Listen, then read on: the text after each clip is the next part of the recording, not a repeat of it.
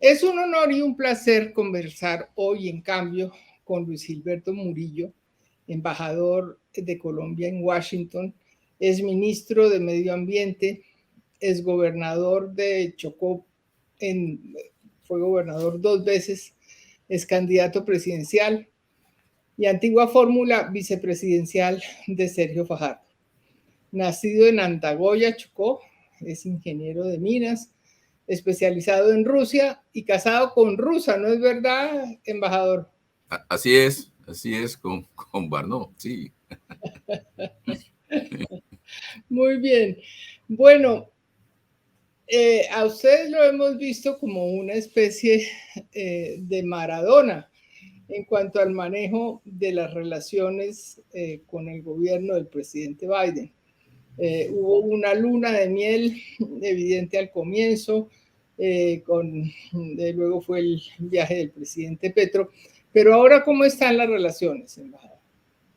No, las relaciones están en un buen momento porque obviamente Colombia tiene coincidencias con Estados Unidos, compartimos valores de respeto a los derechos humanos, compartimos valores de profundización de la democracia, de inclusión, eh, pero además con Estados Unidos tenemos desafíos comunes en muchas áreas y también tenemos objetivos comunes para poder avanzar en beneficio de ambos países en un contexto bilateral, pero también muchas acciones de impacto regional.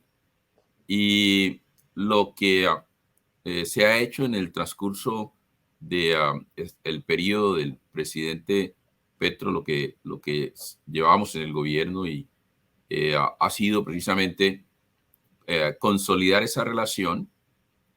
Entendemos que ambos países han tenido cambios importantes y esos cambios deben reflejarse en un nuevo momento de la relación.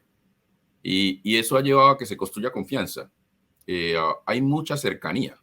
Usted recordará, Patricia, que el presidente Biden, esta administración, lo primero que hizo en la elección del presidente Petro fue la llamada del secretario Blinken, la llamada del presidente Biden, la visita sui generis al más alto nivel con Jonathan Feiner del Consejo de Seguridad y un grupo grande con Juan González y Brian Nichols, etcétera, el representante de la vicepresidente Harris, para poder entablar un diálogo muy sincero, un diálogo muy, digamos, horizontal entre ambas naciones. Y eso ha dado sus frutos. Mire que son visitas de alto nivel de lado y lado, revisando, discutiendo los nuevos énfasis, consolidando los énfasis en los cuales siempre ha habido acuerdo y que consolidan la relación.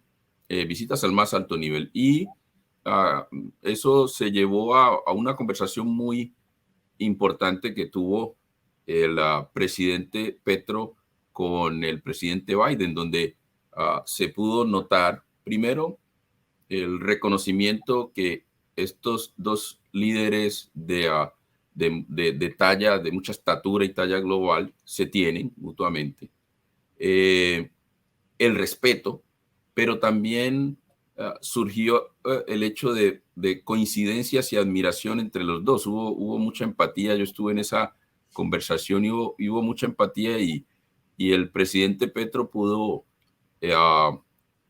compartir con el presidente Biden sus políticas, sus ideas, y fueron de muy, muy buen recibo. Hay muchos puntos en común. Entonces eso muestra que la relación está en buen momento, obviamente como cualquier relación de socios, socios estratégicos, como lo ha definido el presidente Petro y el canciller Leiva. Ha llevado a que pues hay algunos puntos donde dialogamos más, donde puede haber puntos contenciosos, que tenemos que ponernos de acuerdo, y en algunos donde no nos vamos a poner de acuerdo porque tenemos perspectivas distintas, sobre todo en temas de estrategias.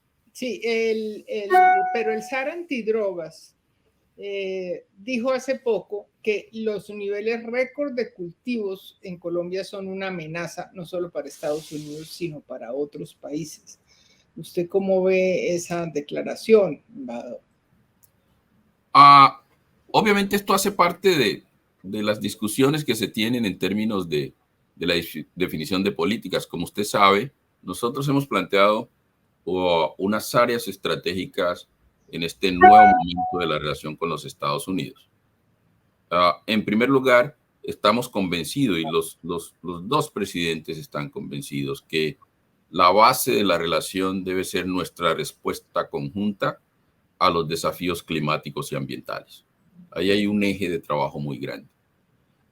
Lo segundo tiene que ver con hechos, la segunda área estratégica, con aspectos relacionados con los esfuerzos de paz, democracia y obviamente derechos humanos, donde también hay unos avances importantes.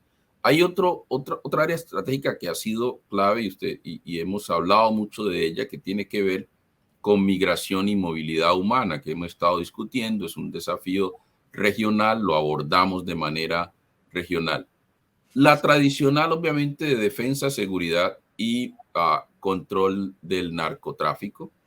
Y obviamente la de prosperidad económica, donde está el Tratado de Libre Comercio, donde tenemos la cooperación en educación, en ciencia y tecnología, la diplomacia cultural, la diplomacia deportiva, un sinnúmero de intercambios en términos de diplomacia ciudadana y el apoyo a la diáspora colombiana en los Estados Unidos.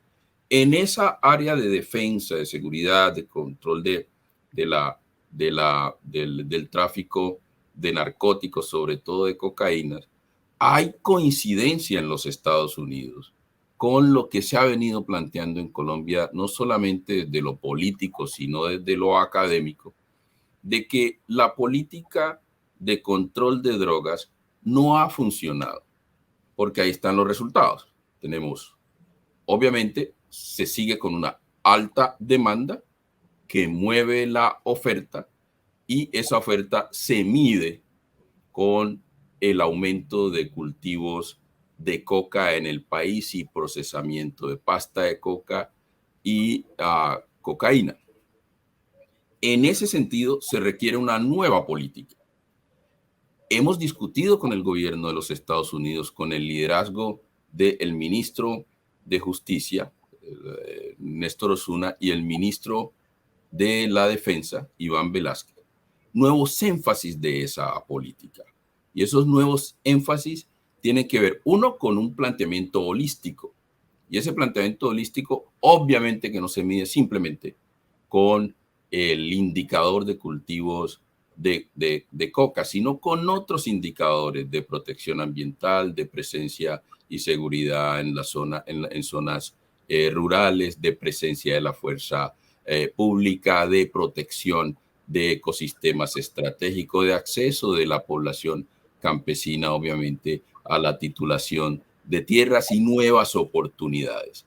Hay un énfasis muy distinto y ese énfasis tiene que ver también con el hecho de que hay que hacer, y el presidente Petro ha sido muy claro, mucho más interdicción, sobre todo interdicción, que es nuevo esto, ¿no? Porque a veces se habla de interdicción y la gente y muchos expertos consideran que es la interdicción tradicional una vez sale del territorio colombiano o en las fronteras del territorio colombiano, ¿no? Interdicción interna, interdicción, sobre todo la interdicción ribereña. Y hacer énfasis en darle oportunidades a la población campesina que ha estado involucrada en los cultivos de coca, darle oxígeno, como lo plantea frecuentemente el ministro Osuna, y poder realmente combatir las redes criminales asociadas, los dueños del negocio, como lo plantea el presidente Petro, asociadas al tráfico de drogas. Y eso implica la cooperación de inteligencia en función de eso, mayor ataque al lavado de activos y al enriquecimiento ilícito y golpes a estas estructuras. Ahí hay un cambio de énfasis que en la conversación que hemos tenido con el gobierno de Estados Unidos, aún en la conversación del presidente Petro con el presidente Biden, hubo un entendimiento de que ese es un énfasis deseable. Entonces, lo que hemos dicho, hay que volver y hacer énfasis en la erradicación manual que está previsto, Patricia, precisamente en los acuerdos que se firmaron con las antiguas FARC. Allí hay una apuesta a la erradicación manual y no es un capricho, en acuerdo con las comunidades, no es un capricho, porque ese método implica que la resiembra está entre 1 y 6% nada más. Luego hay más sostenibilidad y la inversión es más costo efectiva y de apoyo a las comunidades. Y darle a estas comunidades oportunidades. El presidente Petro lo ha planteado claramente y es lo que nosotros hemos estado transmitiendo. Hay que hablar de sustitución, pero no solamente de sustitución de cultivos, sino de sustitución de ingresos. Por ejemplo, la conexión entre pago por servicios ambientales a ciertas comunidades, restauración de ecosistemas estratégicos que implican precisamente la consolidación de procesos legales y economías legales como la economía de la restauración, solo por dar un ejemplo.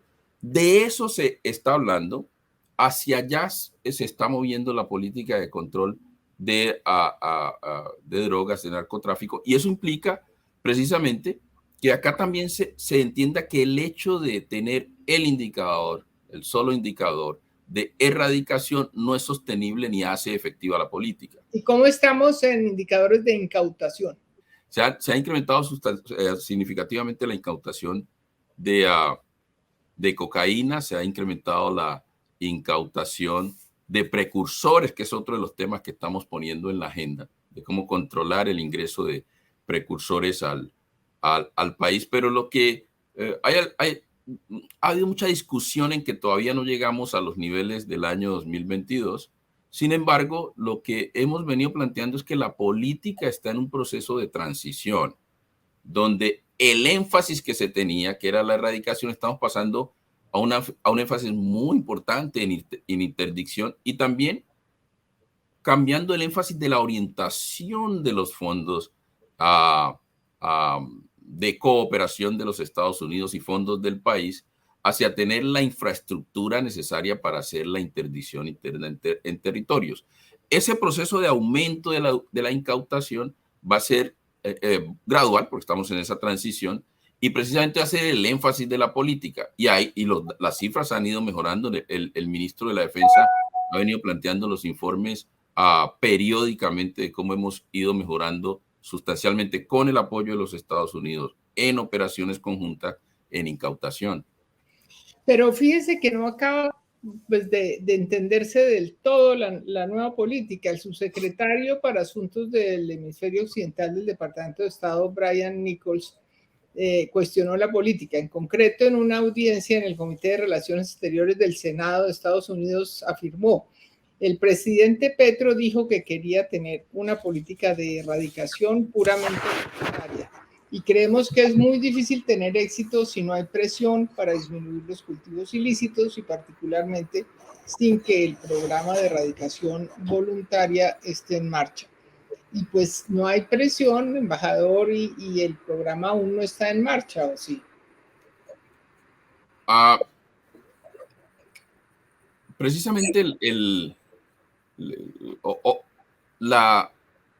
hay una definición de la nueva política, que sea, entre otras cosas, que se está haciendo, Patricia, de una manera, yo diría que no tiene precedentes, porque se está haciendo definiendo esa nueva política en diálogo con las comunidades, que fue una de las instrucciones precisas que dio el presidente Petro y el equipo del Ministerio de Justicia y el equipo también del programa PENIS de sustitución han estado aplicando. Y esa política, esperamos, la meta es que esté lista en este mes, y de esa política se van a desprender algunos programas y algunas prioridades en municipios donde se concentra el 70-75% de los cultivos de coca. ¿Y hay pistas? Adicionalmente, ¿hay pistas de cómo va a ser la política, no? El marco va a ser muy en el contexto de lo que le he planteado, de poder hacer el énfasis en temas de erradicación. En temas de erradicación, obviamente que el énfasis será la erradicación manual en acuerdo con las comunidades. Los cultivos que se consideran cultivos industriales, que son grandes cultivos de coca, se les va a aplicar erradicación forzosa, y también se va a tener un mecanismo especial para cultivos que están en zonas sensibles ambientalmente o en zonas de comunidades. Eso quiere decir que se continúa con la erradicación, pero en un nuevo planteamiento donde no se criminalizan a comunidades que han sido obligadas a realmente dedicarse a esta actividad porque no tienen otra oportunidad. Ahí hay ya un planteamiento de lo que será esa nueva política, de lo que ha planteado aquí el ministro de Justicia, Néstor Osuna, y lo que ha planteado el ministro Iván Velázquez. Pero adicionalmente a eso, se tendrá un nuevo énfasis en la sustitución, y allí Felipe Tascón, como director del programa PENIS, ha planteado la priorización en áreas donde se desarrolla y se han hecho consultas con las comunidades para poder implementar procesos de industrialización de algunas zonas. Procesos donde realmente se llegue a circuitos productivos que le den sostenibilidad a los ingresos de esas familias. Y adicionalmente, todo lo que tiene que ver con el planteamiento de pago por algunos servicios ambientales, de garantía de ingresos, de sustitución de ingresos de esas comunidades. Esto en lo que tiene que ver con erradicación, y el ministro Osuna lo ha planteado, está en definición, pero ha venido dialogando sobre la meta de poder disminuir los cultivos de coca en un 50% en este gobierno, pero de manera sostenible, porque la resiembra, dado que estamos aplicando un método distinto, sería muy bajita, entre el 1 y el 6%, a diferencia del 70% de hoy, con los métodos que se aplicaban anteriormente. La siguiente etapa es como poner la cooperación en inteligencia, la cooperación militar y la cooperación policial en función de la interdicción. Y la interdicción, incluida la interdicción en territorio nacional, sobre todo el énfasis que ha hecho el presidente Petro en sus lineamientos de hacer interdicción fluvial. Allí, la infantería de marina va a jugar un papel supremamente importante. Además de la interdicción, la siguiente componente es el ataque a las redes criminales. Y ese ataque a las redes criminales implica poder realmente responder a los desafíos del fenómeno de lavado de activos y enriquecimiento ilícito, y poner la inteligencia en función de esos golpes a estas redes criminales, que ya se han dado algunos, como los ha anunciado el ministro Velázquez, varios de estos golpes que se han dado a estas redes criminales, a los dueños del negocio. Mire usted en eso, Patricia, que nosotros encontramos que en la cooperación con los Estados Unidos, el énfasis de fondos no ha sido el de lavado de activos, donde solo aproximadamente un 10% o menos de esos fondos, entre un 5 y un 10%, se asigna al lavado de activos. Y realmente esa es la columna que se tiene que atacar, porque allí es donde se desmantelan estas redes criminales, porque los dueños de ese negocio pues no están en esas comunidades, están en las grandes ciudades, en el país y por fuera del país. Y hay otro componente en esa política nuevos énfasis de la política de drogas, que tiene que ver con la aplicación de la cooperación judicial, que no se toca, como lo ha dicho el ministro Osuna y lo ha reiterado el presidente, y se sigue cooperando con los Estados Unidos, con la Fiscalía, el Departamento de Justicia de los Estados Unidos y los organismos de seguridad en los temas de cooperación judicial para atacar a esas redes. Y por último, y se ha venido planteando cómo responder a los nuevos desafíos. Precisamente en el día de mañana, el canciller Leiva va a participar en una cumbre global convocada por Estados Unidos sobre nuevos estupefacientes, sobre todo pensando en lo que podría ser la amenaza de el fentanilo. Y allí tiene que el país mirar cómo se genera una infraestructura de prevención del consumo. Eso en cuanto a lo que tiene que ver con la política bilateral y lo que hemos discutido del método holístico que se tiene que aplicar. Ahora, nosotros también le hemos planteado a los Estados Unidos que es importante que también su política de disminución de la demanda de cocaína y de otros estupefacientes en lo que tiene que ver con el consumo, obviamente que tiene que ser más efectiva, porque en últimas, y como lo ha planteado el presidente Petro, lo que mueve este mercado es precisamente la demanda. Embajador, ¿cómo están las relaciones con el Congreso? Dado lo que llaman incertidumbre despertada por el gobierno Petro, el presidente de la subcomisión de asignaciones de la Cámara de Representantes, el republicano Mario Díaz Balar, habló de la posibilidad de diferir los aportes económicos a Colombia. Los demócratas se opusieron, ¿no? Sin embargo, esa es una señal de que las cosas no están tan fáciles en el Congreso y de que se está rompiendo el tradicional bipartidismo en el manejo de las relaciones con Colombia. ¿Cómo ve usted eso?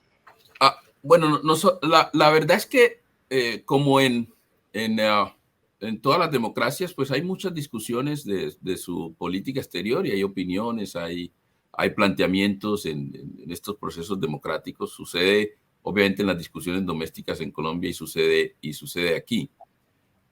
Lo claro es que aquí se entiende y en el Congreso se entiende que la democracia colombiana es una democracia sólida.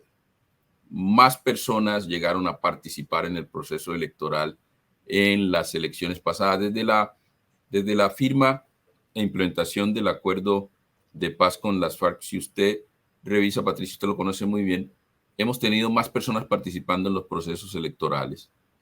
Y eso ha profundizado la democracia. El presidente Petro sacó una votación supremamente alta, la más alta en la historia para un presidente en fórmula con la vicepresidenta Francia Márquez. Y fue un hito histórico por la misma elección del primer presidente de izquierda, de la primera vicepresidenta mujer negra afrodescendiente que se ha hecho a pulso. Y eso es un buen indicador de la democracia. Pero además aquí se conoce del pragmatismo del presidente Petro en poder dialogar con la oposición, en poder colaborar en algunos temas como circuitos de proyectos, de negociación con grupos al margen de la ley, pero también el hecho de que ahora tiene un gobierno que incorpora distintas perspectivas. Eso se respeta aquí. Igualmente, el hecho de que en Colombia funciona muy bien el sistema de pesos y contrapesos de la democracia. Funciona muy bien. Y eso muestra la madurez de nuestra democracia. Ahora bien, hay distintas opiniones en la democracia de los Estados Unidos. Hay algún sector del Congreso, particularmente del Partido Republicano, que tiene una posición, y se respeta su posición frente a su lectura sobre Colombia, pero no refleja la posición mayoritaria del Congreso ni tampoco de los partidos. El apoyo a Colombia sigue siendo un apoyo bipartidista. Muchos congresistas lo han planteado en la Cámara de Representantes, en el Senado y de ambos partidos, que este no es un momento para enviarle un mensaje de diferir recursos a un socio estratégico, un aliado estratégico tan importante como lo es Colombia. Entonces nosotros respetamos la posición del representante Díaz Balar, pero este es un proceso que apenas comienza. El representante Díaz Balar hizo eh, una propuesta en el sentido de diferir estos fondos. Eso tendrá que recorrer, obviamente, un camino procedimental dentro de la Cámara, igualmente dentro del Congreso. Entonces, aquí estamos iniciando un proceso que terminará prácticamente hacia finales de año, y nosotros somos muy optimistas de que, todos somos optimistas de que va a salir muy bien para Colombia y para la relación, porque se entiende la importancia del país, y Colombia ha tomado medidas que son medidas muy en acuerdo con los Estados Unidos. Nosotros tenemos un diálogo abierto, es un diálogo muy constructivo con el Congreso, y también consideramos que es necesario, es esencial mantener ese diálogo en un marco de respeto. Tiene que ser bipartidista, obviamente. Y yo creo que y estoy convencido de que nuestros aliados en el Congreso coinciden con nosotros, y será una discusión que se va a ir agotando, se va a ir decantando, y Colombia va a continuar con el apoyo. Soy muy optimista porque hemos construido confianza y hay mucha cercanía. Se están haciendo las tareas. Ya Colombia tiene una nueva política de seguridad que es novedosa en el hemisferio.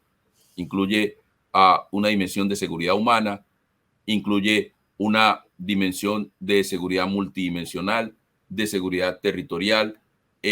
La general Laura Richardson, que es la comandante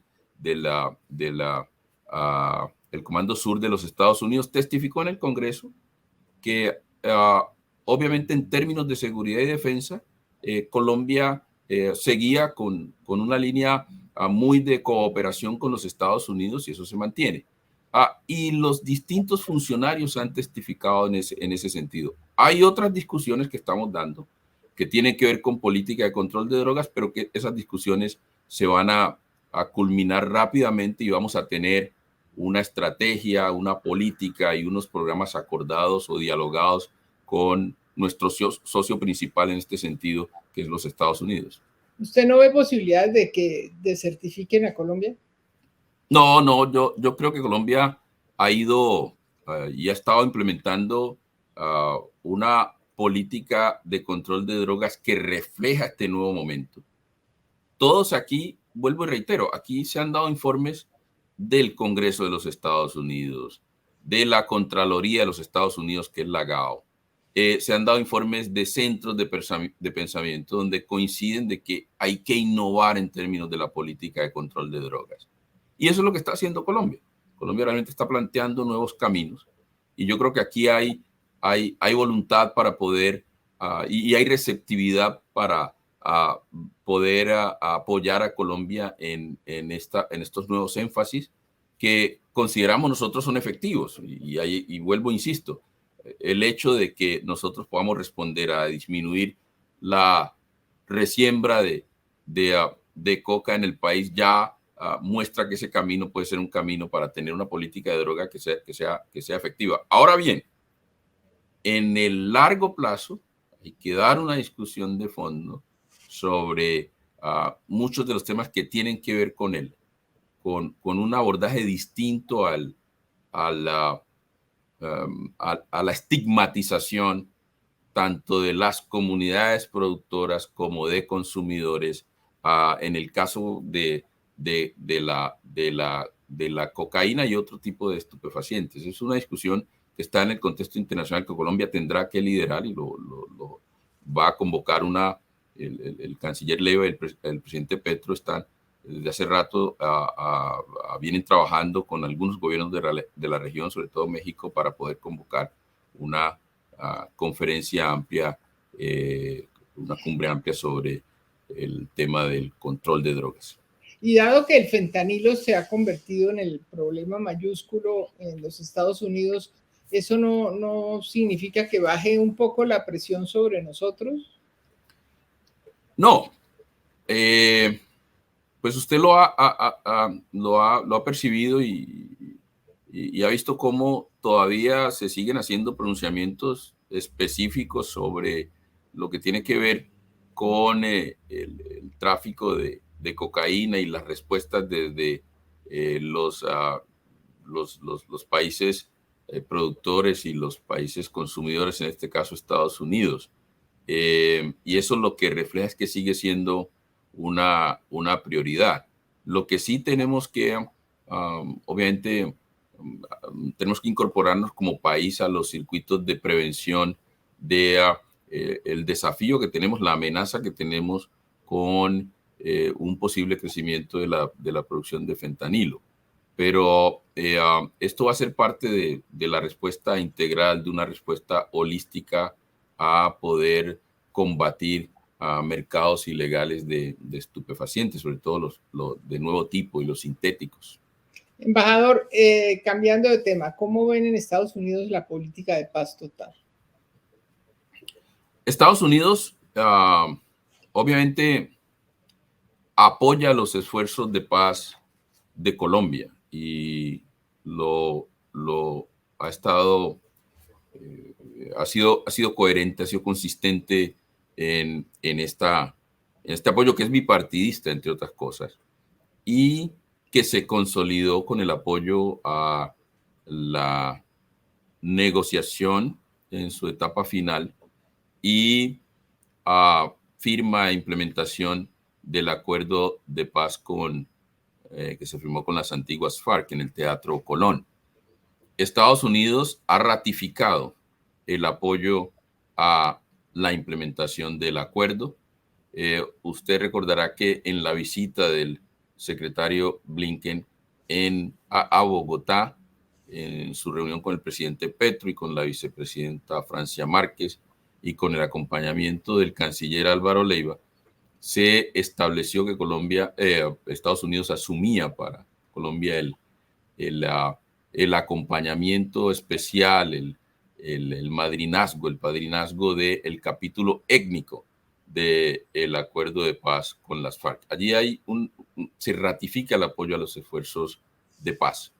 En lo que tiene que ver con otros esfuerzos, por ejemplo, la negociación con el ELN, Estados Unidos ha manifestado su interés en hacer seguimiento, monitorear cómo avanzan estas negociaciones. En la visita protocolaria que tuve el año pasado, en diciembre, con el presidente Biden, él manifestó que le interesaba mucho ese proceso. Igualmente se ratificó en la visita de los dos, en el diálogo de los dos presidentes aquí en Washington. Hemos tenido discusiones permanentes con el gobierno de los Estados Unidos sobre este proceso. Nosotros, el gobierno confía a nuestro gobierno plenamente en lo que están liderando los negociadores en cabeza de el negociador principal, Oti Patiño. Y lo que esto tiene su evolución. Hay un resultado muy concreto que es el cese al fuego que va a iniciar su implementación y que tiene sus desafíos como en cualquier proceso de paz. Y yo creo que ahí hay mucho interés y están observando, y nosotros estamos informando y estamos dialogando sobre el tema y esperamos que más adelante se pueda tener un acompañamiento del gobierno de los Estados Unidos a este proceso. Y yo creo que ahí hay una muy buena señal. Inicialmente dijeron que no, ¿no? Pero de pronto más adelante puedan enviar a alguien. Nosotros aspiramos de que en el desarrollo de estas negociaciones, cuando esté en un proceso más avanzado, podamos volver a poner el tema en discusión y podamos contar con el acompañamiento de los Estados Unidos en un esquema similar al que se dio con... ya nosotros tenemos experiencias del pasado, como se dio con el acompañamiento a las negociaciones con las FARC, pero si usted recuerda, Patricia, eso fue ya en la etapa final de la negociación y es posible que eso suceda también en el caso de las negociaciones con el ELN. Bueno, ojalá. ¿Y cómo ven en Estados Unidos la posibilidad del sometimiento de la justicia del Clan del Golfo y grupos similares, embajador? Eso es más polémico. Lo observan, pero el ministro Osuna ha sido muy claro y en las discusiones que hemos tenido caminando el Congreso, porque esa es de las cosas que más hacemos en esta misión diplomática, caminar el Congreso y hablar con funcionarios de este gobierno. el ministro Zuna fue claro en el sentido de que se está discutiendo una ley de sometimiento, de sujeción, pero de los temas que siempre ha puesto sobre la mesa de Estados Unidos tienen que ver con la cooperación judicial y la extradición. Y ese tema obviamente no se toca, se sigue planteando como se ha venido aplicando el mecanismo en términos de respetar la soberanía que tiene Colombia sobre la aplicación de la extradición y entender que para efectos de negociación de procesos de paz, obviamente se aplica el mecanismo muy similar, volvemos otra vez al benchmark de el proceso con las FARC, de aplicar este mecanismo y la suspensión de este mecanismo cuando se trate de negociadores en el marco de un proceso de paz y en este caso un proceso serio como el que se lleva a cabo con el ELN. Pero ¿usted cree que los Estados Unidos podrían llegar a aceptar que se suspendiera la extradición en caso de sometimiento a la justicia de algún personaje como una gabela, para que diga así? En sometimiento hay negociaciones de entrega, hay unos condicionamientos que están claros en el proyecto de ley que presentó el ministro Zuna a consideración del Congreso. Y hay una entrega de información, entrega de información sobre rutas, hay un tema de negociaciones de activos, etcétera, etcétera, etcétera, que lidera el gobierno colombiano y que es muy parecido a esquemas que se han aplicado en los Estados Unidos. Ahí también hay una experiencia del país en términos de sometimiento que es perfectamente aplicable y donde realmente el marco que está usando el gobierno y como lo ha planteado el ministro Zuna es el mismo. ¿Cómo va el tema de migración, embajador? Ese tema va avanzando y hace parte también de nosotros, inclusive los asuntos de migración los vemos en la perspectiva también de la construcción de paz, porque esa es una dimensión que también puede alimentar el conflicto. Y nosotros estamos comprometidos en buscar, como gobierno, y así lo ha planteado el presidente Petro, la vicepresidenta Francia Márquez, lo han recogido los ministros, el ministro Leves, estamos comprometidos en realmente fortalecer los mecanismos de construcción de paz en el país. Y ahí nosotros obviamente necesitamos la colaboración de los Estados Unidos. Esa colaboración tiene que basarse en la confianza y es la que hemos construido. Y un eje central es la paz. Entonces ahí sale todo lo relacionado con migración, porque esa es una dimensión. ¿Y qué estamos haciendo en migración? Lo primero, Colombia tiene mucha autoridad moral en el tema, porque Colombia ha sido muy coherente en brindarle acogida a la población migrante, principalmente de Venezuela. Colombia, en un hecho que fue motivo de distinción en el contexto internacional, le ha garantizado a la población venezolana un estatus de protección temporal a casi 2.5, casi 3 millones de venezolanos y venezolanas migrantes en Colombia, para respuesta humanitaria, pero también para la reintegración, incorporación al país. Y hay modelos bien interesantes. En Bogotá, por ejemplo, el liderazgo local, en los centros Intégrates apoyado por la cooperación de los Estados Unidos, o en Barranquilla, o en Bucaramanga, en Cúcuta.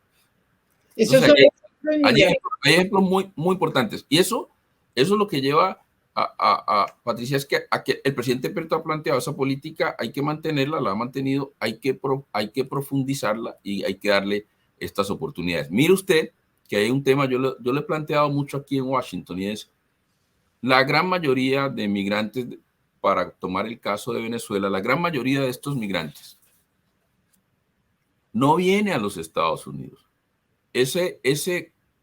Esa responsabilidad la han asumido los países de la región con mucho menos recursos. Porque de los 7 millones de venezolanos que se encuentran en condición de movilidad humana, de migración, la gran mayoría está en la región. no está en los Estados Unidos. Y a Colombia eso le genera un costo altísimo porque el costo llega casi a los 2 puntos del PIB. Y es un esfuerzo que ha hecho el país. Yo lo planteaba recientemente aquí en Washington la semana pasada, de que nosotros valoramos la cooperación de los Estados Unidos y el apoyo de los Estados Unidos a responder al desafío de la migración. Pero somos claros en que se requieren mayores recursos porque se pudiese hacer más, se pudiese tener aún un apoyo mucho más importante. ¿Y qué es lo que estamos diciendo en este nuevo momento? En términos de migración, en el marco de la Declaración de Los Ángeles sobre migración, Colombia ha asumido un liderazgo importante. Y ese liderazgo tiene que ver con el hecho de que la migración hay que verla como una oportunidad. Y al verla como una oportunidad, primero hay que garantizar una respuesta humanitaria y combatir las redes de la trata de personas, sobre todo las que engañan a muchas familias y las someten a la crueldad del paso por el tapón del Darién y toda esa trocha de la muerte hacia los Estados Unidos. Es lo primero, hay que hacerlo. Responder de manera humanitaria a esta situación y además de eso garantizar vías legales de movilidad humana. Primero, que haya una política de apertura a los procesos de migración porque no se van a ir. En el resto de la región, sobre todo en algunos países de América del Sur. Ahí tiene que haber cierta homogeneización, cierta homologación de respuestas, de garantizar integración. Y lo otro es que Estados Unidos, que como ellos mismos lo han dicho, lo dijo el secretario Mayorkas, el secretario de Seguridad Nacional, no han resuelto sus propias fallas en su sistema migratorio, que empiecen a resolverlas. El presidente Biden ha hecho un esfuerzo grande en garantizar vías legales, pero necesitamos que se garanticen las vías legales para que la migración, la movilidad humana sea segura, sea ordenada, porque es caótica en este momento por lo que jala precisamente desde los Estados Unidos. Pero además de eso, que sea una migración regular, inclusive que se aborde de una perspectiva estratégica. Le voy a dar un ejemplo y se lo hemos planteado a los Estados Unidos. Lo primero, que se pueda regularizar el trámite de las personas que quieren ingresar a este país, de migrantes venezolanos o haitianos o cubanos, en los centros de movilidad segura, las oficinas que se están estableciendo en Colombia y en otros países de la región y de los cuales estamos aprendiendo. ¿Esos son los llamados centros migratorios? Sí, esos son centros que han cambiado de nombre, son centros o oficinas de movilidad segura, así se le llaman ahora. El gobierno colombiano y liderado obviamente desde la Cancillería y liderado por Migración Colombia, se está en el proceso de implementación a título de pilotos, en una fase exploratoria de estos centros. Y allí se va a aprender y las lecciones que se recojan en estos 6 meses van a llevar a que ya se implementen mecanismos que serían mecanismos permanentes. Y adicionalmente a eso, estamos planteando una agenda de creación de vías legales para los procesos de movilidad humana y migratorios de población colombiana. ¿En qué sentido? Para darle un ejemplo, nosotros estamos, y ya se ha acordado con los Estados Unidos, tener un programa de reunificación familiar de las familias de colombianos y colombianas que están en los Estados Unidos y que tienen sus parientes en el país. Ahí se está trabajando y estamos en un proceso liderado por la Cancillería, de negociación de ese programa. Le voy a dar datos. Nosotros, el último perfil de población colombiana en Estados Unidos que se hizo a solicitud nuestra, nos lo hizo el Instituto de Política Migratoria de los Estados Unidos, NPI. Y en ese plantea que con la información existente, porque no hay un censo, en los Estados Unidos tenemos a cerca de 2 millones de población colombiana, de diáspora colombiana. Nosotros decimos que pueden ser 2,5 millones. De esa población, hay 86,000, casi 100,000 colombianos y colombianas que hoy están casados con ciudadanos o personas que tienen su situación regular en los Estados Unidos y que pudiesen ser elegibles para un programa de reunificación familiar. Se ha calculado que cerca de 400,000 colombianos y colombianas están en situación irregular, que algunos llaman ilegales o indocumentados, los llamamos irregular, para decirlo correctamente. De esos, si nosotros ya 100,000 podemos, flexibilizando el programa, les podemos encontrar una vía legal a través del programa de reunificación familiar, vamos mejorando la condición de la diáspora colombiana que está en situación irregular acá. A eso se puede sumar los jóvenes estudiantes colombianos y colombianas que entraron en el programa de DACA.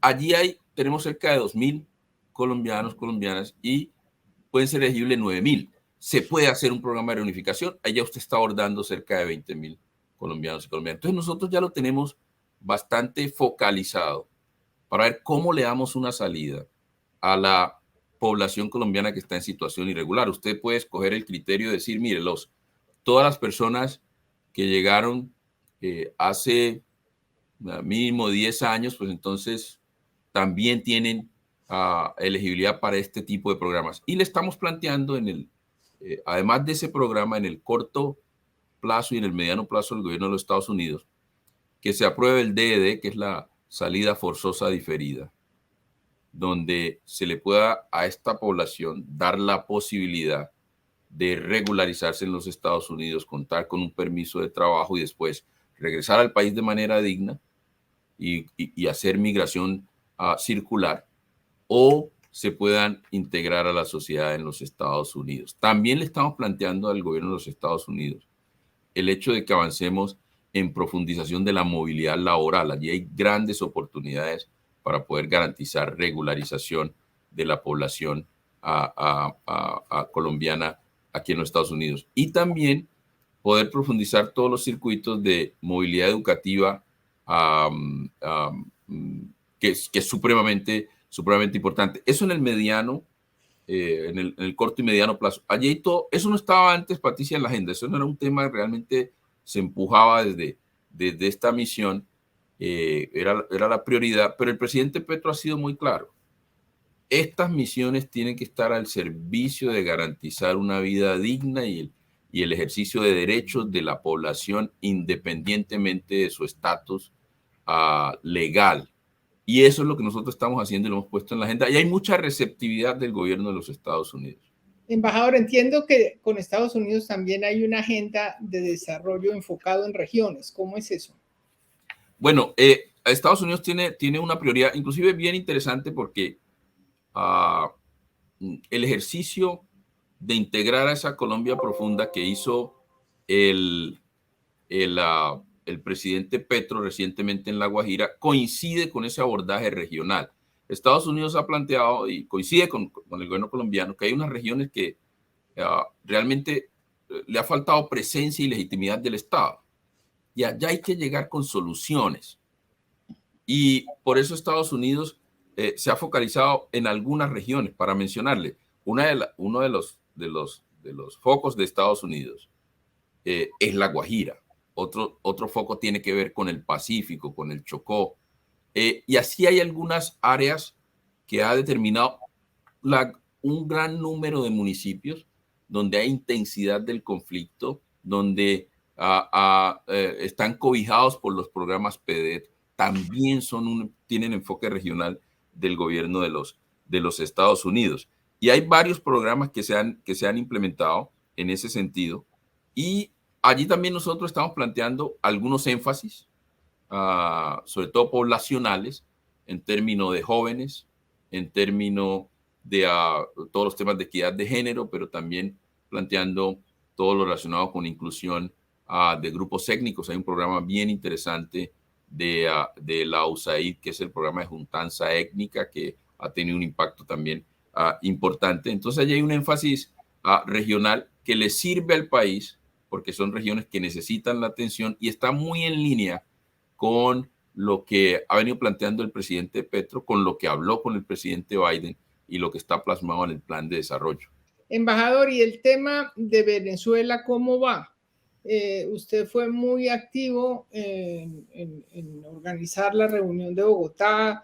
El presidente Petro estuvo muy interesado en eso, pero ahora parece como si se hubiera pasmado. Además, Maduro inhabilitó a la líder de oposición, María Corina Machado, y eso es un golpe duro al proceso democrático. ¿Cómo ve eso?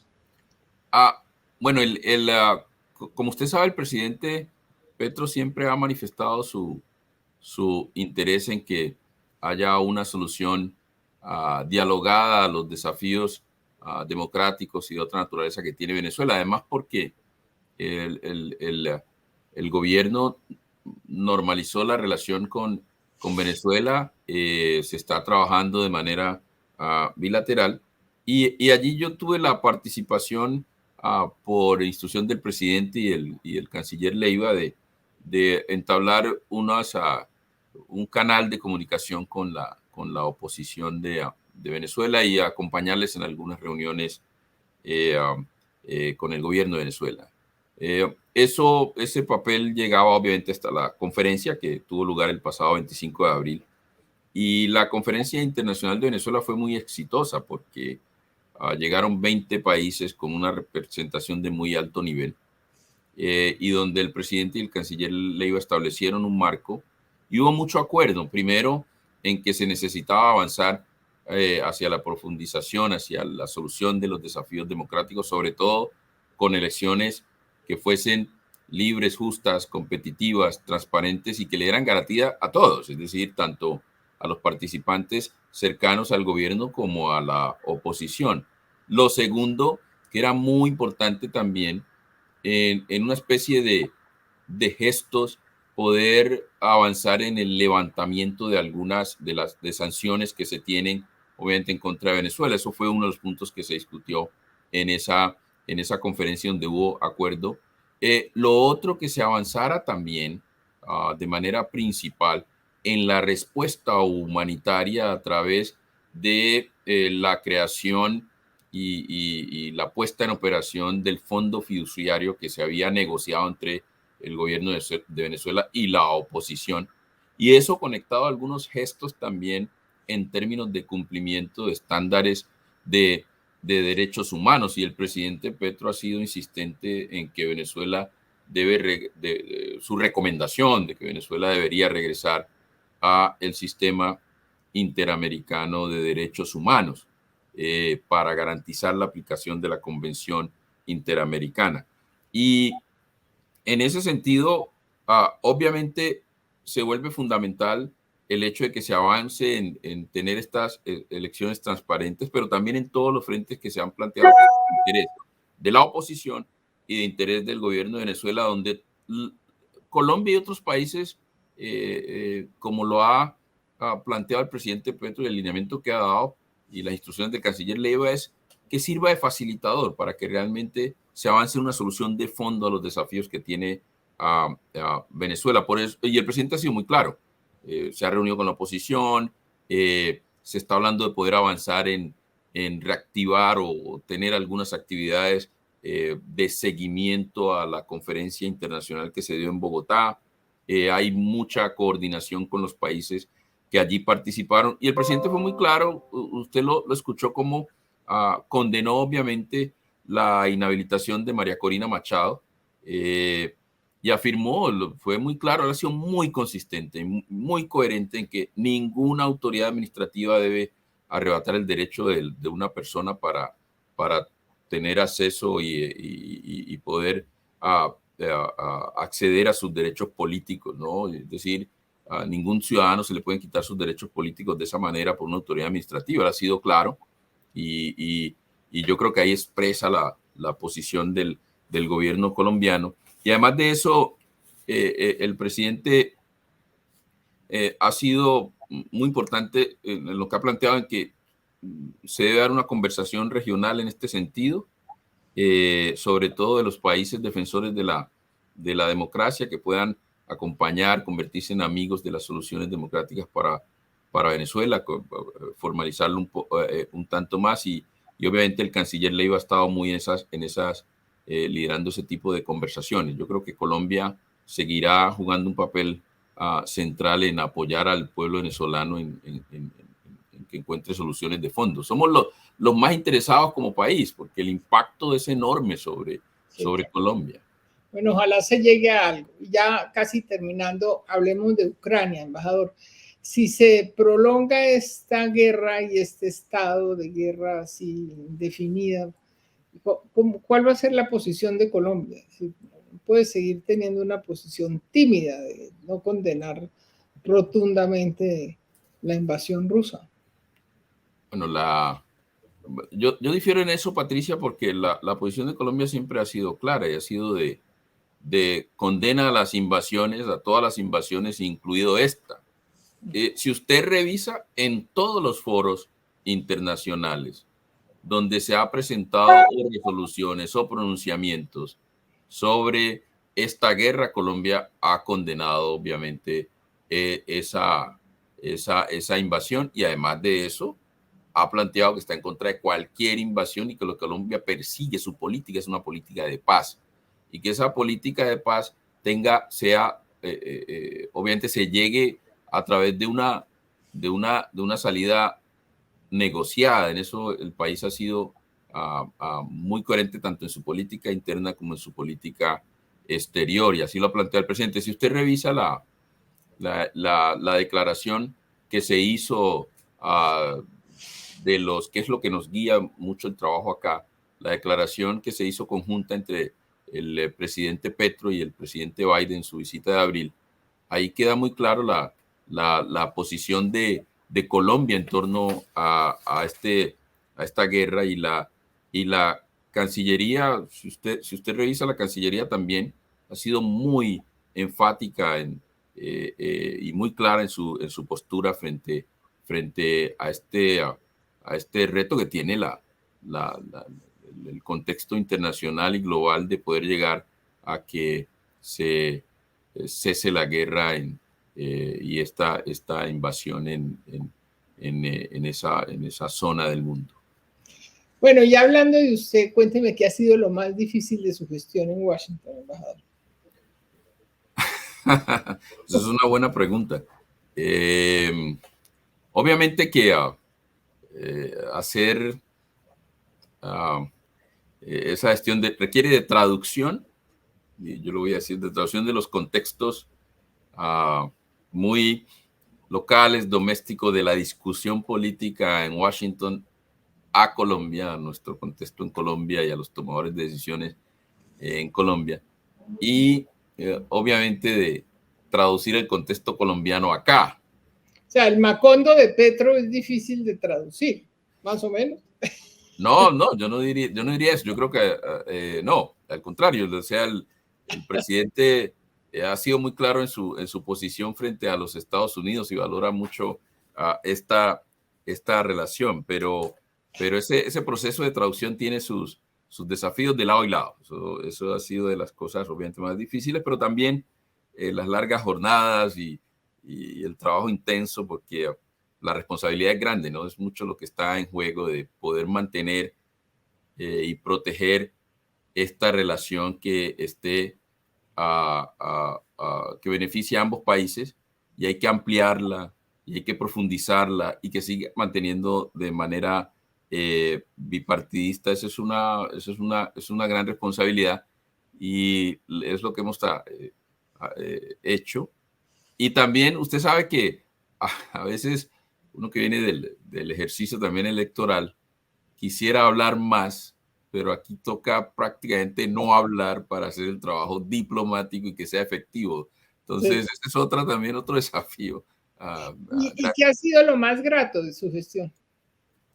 Bueno, lo más grato ha sido cuando logramos entendimiento y cercanía entre los dos gobiernos y también entre líderes de los congresos.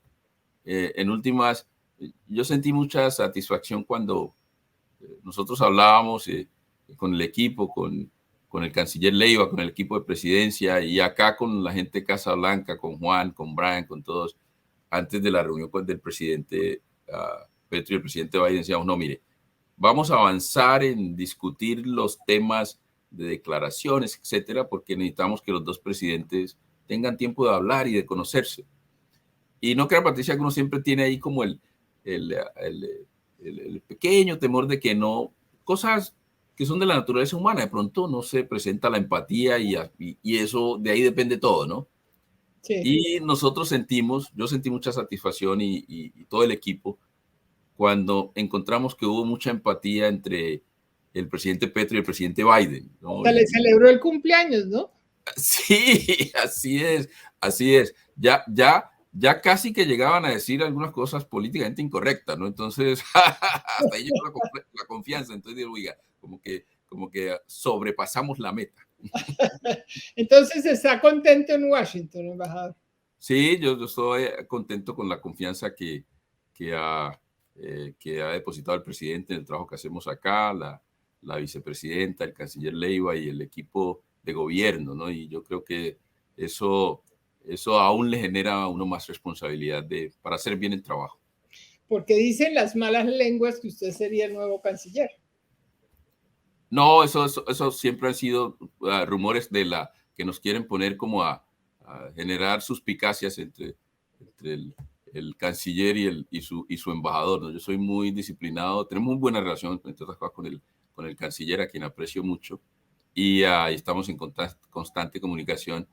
Y realmente hemos hecho un buen equipo con él y con la gente de presidencia. Y el presidente está muy satisfecho con el equipo que hemos logrado hacer en distintos temas, ¿no? Pues bueno, embajador, no sé si hay alguna otra cosa que quisiera agregar. No, simplemente muchas gracias por la oportunidad de compartir aquí algunas reflexiones e ideas. Bueno, no, gracias a usted. Esta es su casa, embajador. Muchas gracias, Patricia. Bueno, feliz tarde. Feliz tarde, igual.